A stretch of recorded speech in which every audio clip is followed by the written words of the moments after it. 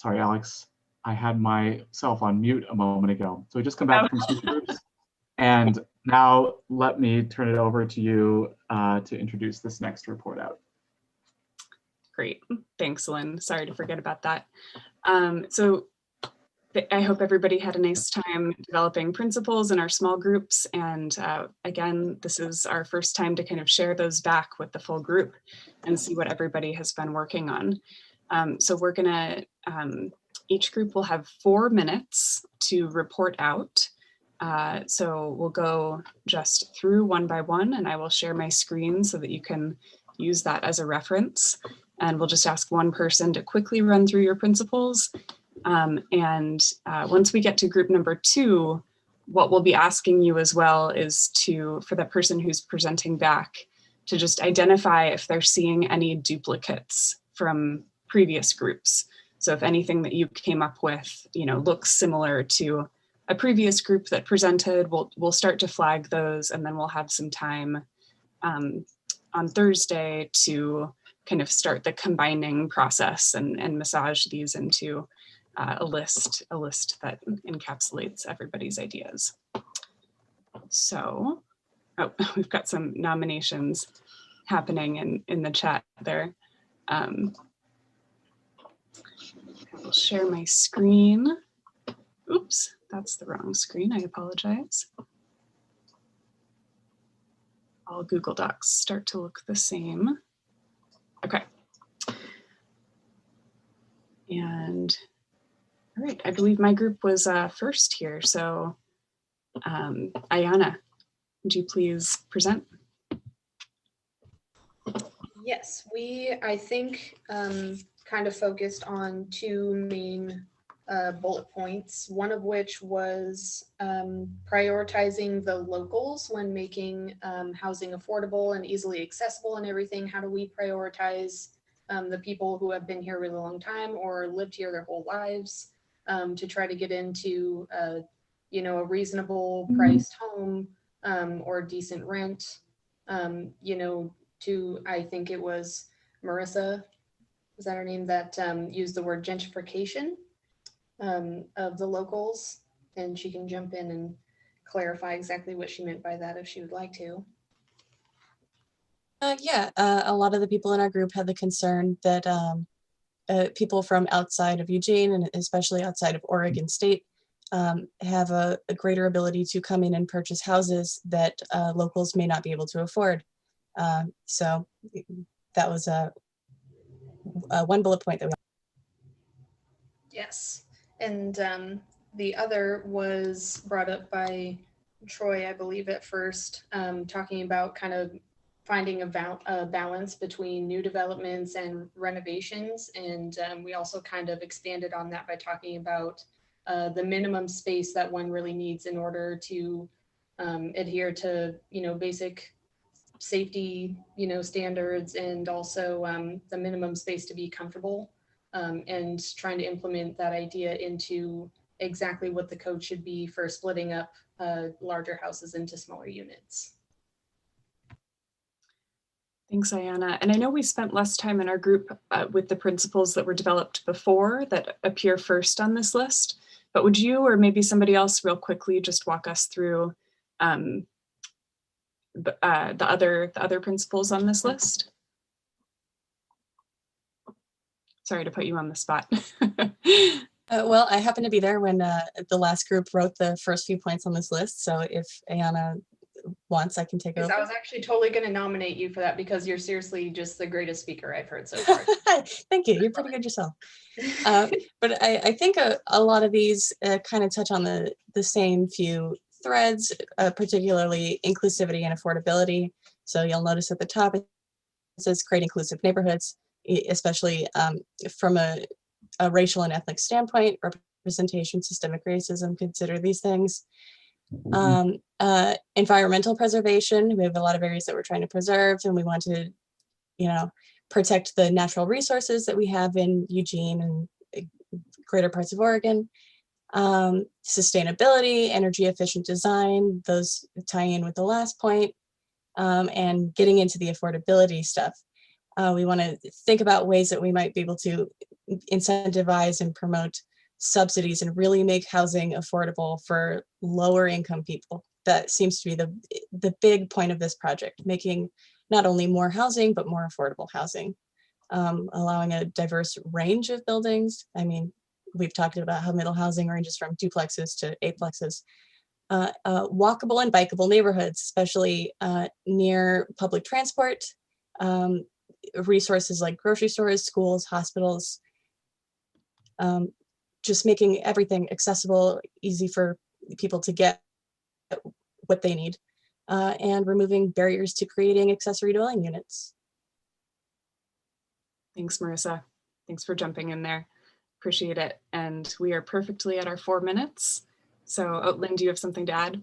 Nope, just to apologize that I also didn't follow my own directions and help the group nominate someone for, I think my group was next. So I think, Michelle, you nominated Judy just a moment ago. Judy, would you be up for doing that? No pressure whatsoever.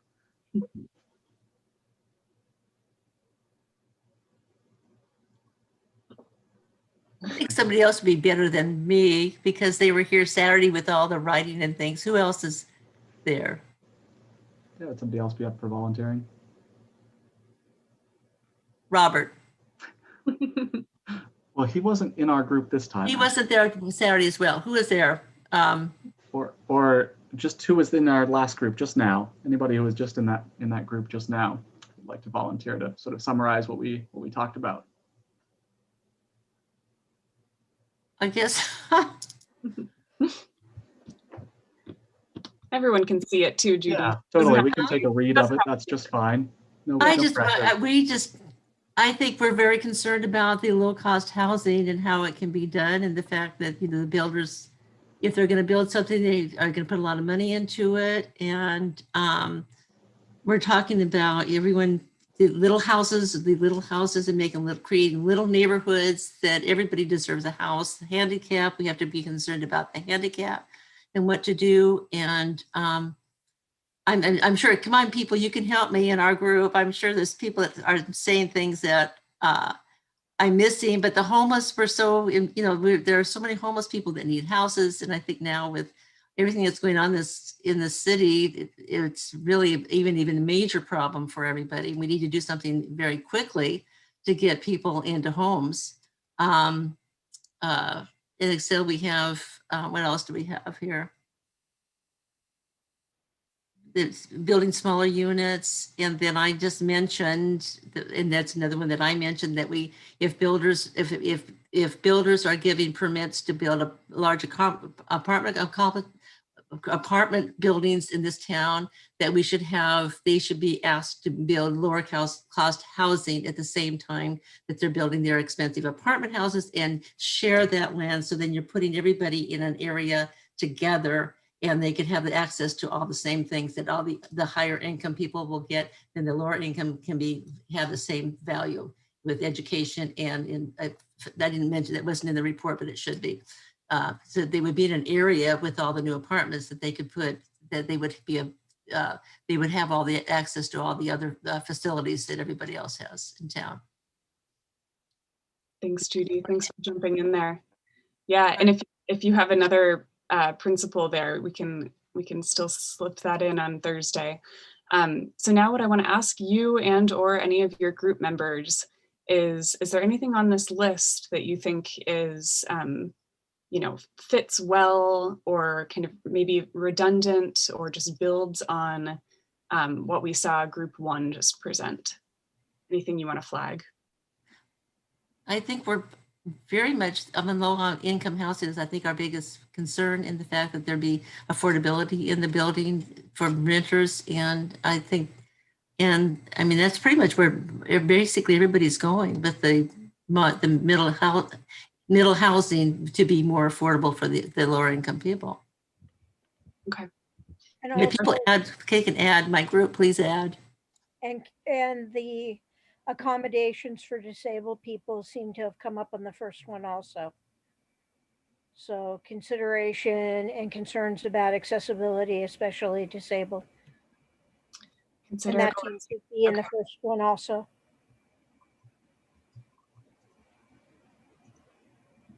Alrighty. And in our last minute or so, does anyone else want to make connections with group 1? That's fine. If not, we can move on. All right. So let's everybody else keep these 2 lists now that we've seen in mind as we continue to present and keep trying to make connections where we can. Thanks, Judy, for hopping in there. I appreciate it. You're welcome. Great. Awab's group, who was going to present out? I will, Jose.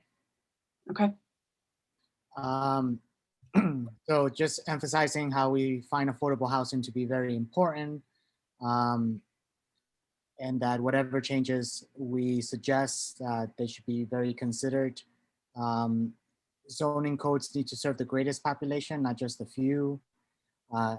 In easing restrictions on side of unit placement to make it easier for ADUs as well. And I think that this is a pattern that you're seeing where people are wanting the city to maybe address some of the deficiencies of their ADU regulations that they already passed.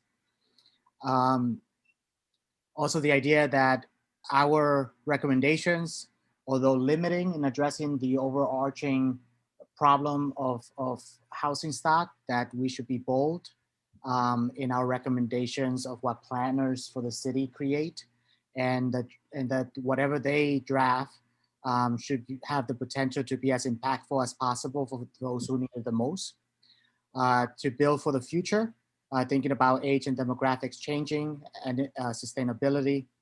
There's also this idea that renters should have a voice in this and not just homeowners. And so, for example, when developers are building, they usually present to the area where the building is going. And if that is in areas already zoned for single family homes, 99 to 100% of the people who are going to show up are owners. And so having the developers do a presentation at a renter association or something, so that renters also have a voice and not just homeowners.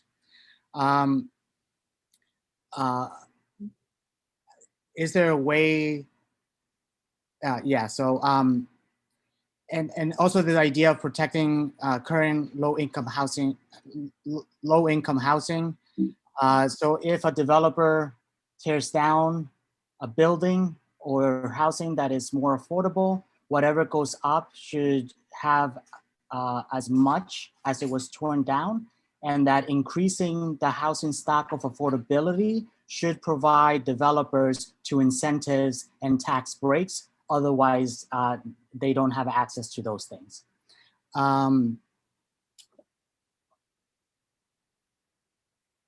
And that after whatever the city passes, that there's a time period for also to revisit it in order to improve it, not to water it down, but to improve it. And the idea that middle housing buildings should be equitably distributed across neighborhoods so that there are guardrails in place against only certain neighborhoods being targeted, which would lead to gentrification of only certain neighborhoods. Great, thanks, Jose. And that's perfect. You're at 3 minutes. And actually, as I kind of redid our time calculation here, I think we should leave it at that so the other 2 groups can go and we make sure to save some time for task committees at the end of the day. So just if it's okay with you, Lynn, let's just keep in mind these connections and we'll get to fill that in more next time, kind of combine these things together. Totally, yep. Okay, great. All right, so let's move right along to, thank you so much, Jose. Let's move to Isabella's group. Hi, I think that was mine. It looks like what we actually added isn't on my screen here. Oh, no, it is. Oh, sorry, Taryn. Oh, did you combine it all into one? Yeah. Okay, so I would like to thank the last 3 people because you basically just said everything that I was going to say. So we really focused on this affordability and making sure that there's a diverse size and style of housing because we all kind of agreed that just building only duplexes is not really solving the problem. We also really wanted to focus on sustainability and creating a diverse neighborhood as well. And with the sustainability, keeping a low carbon footprint and making sure that the buildings that we're creating are also, built for the future, which we kind of touched on later on in this, but, making sure that later on that the things that we're building kind of hold up. We kind of agreed with most of the rest of these points here, but one point that we really wanted to make sure that we focused on was this low income housing, and making sure that when we're creating these, we're not just tearing down current low income and just building those $400,000 triplexes and things. So most of what we had talked about here really just reinforced everything that the other groups had talked about. So. Great. Taryn, do you want to kind of connect any of these bullet points specifically back to previous groups, or you think they're just kind of general? No, yeah, I think that every single one of the groups talked about affordability and the size and style and those types of things. And then along with the sustainability, I think it was the 2 groups ago, they talked about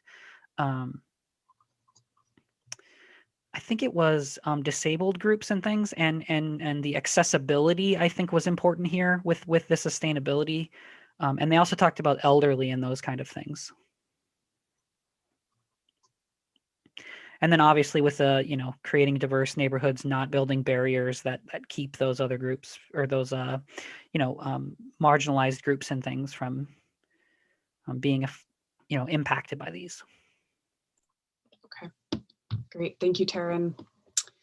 And let's keep moving right along to Jeff's group. There we go. Who is going to report out for Jeff's group? That would be me, I suppose. The principles that we looked at and added to are very much in parallel to the previous groups. These centered around accessibility, affordability, expediting the process, keeping the costs down, and most importantly, the affordability of the houses. Part of it is the creation of incentives, such as to reduce the development costs, so that the rent that could be parlayed into the rental of it could be parlayed into rental costs and all that.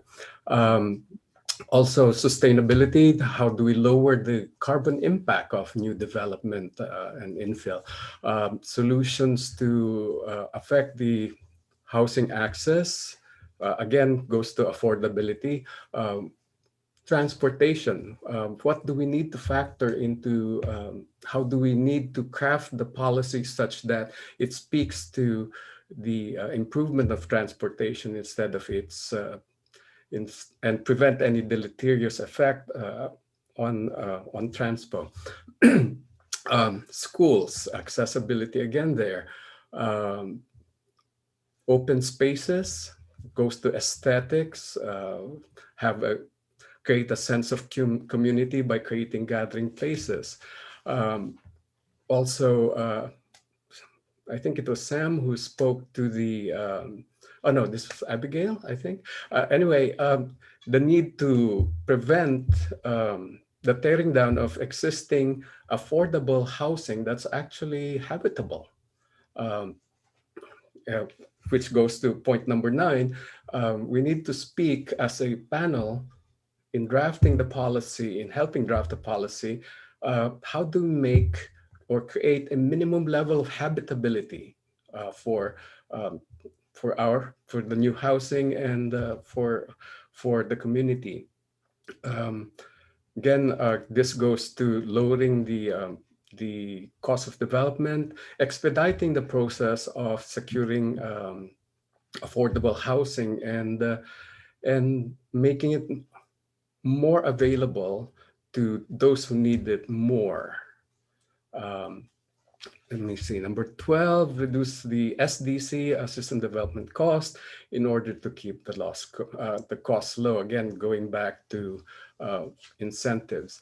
The last bit is the aesthetic of the neighborhoods, which runs in parallel with the diversity, runs in parallel to points made in by earlier groups of the diversity in structure. We're talking about structural diversity here. You don't want suddenly to have blocks and blocks and blocks of quadruplexes, for example, or apartments. A little bit of context, a little bit Robert, of. oh, I'm Yes. sorry, Robert. We've got 8 minutes left to go to task committees, so I'm going to have to cut you off there. Okay. Thank you so much for presenting, and thanks everybody for stepping up and sharing with the large group. So to you, Lynn. Thanks so much. Thanks for working with us as we sort of chop through there. Appreciate it. We're going to move into task committees where you'll all be doing different things. So I'll see you there, and then we'll come back, and the only thing will be a survey at the end. That's it.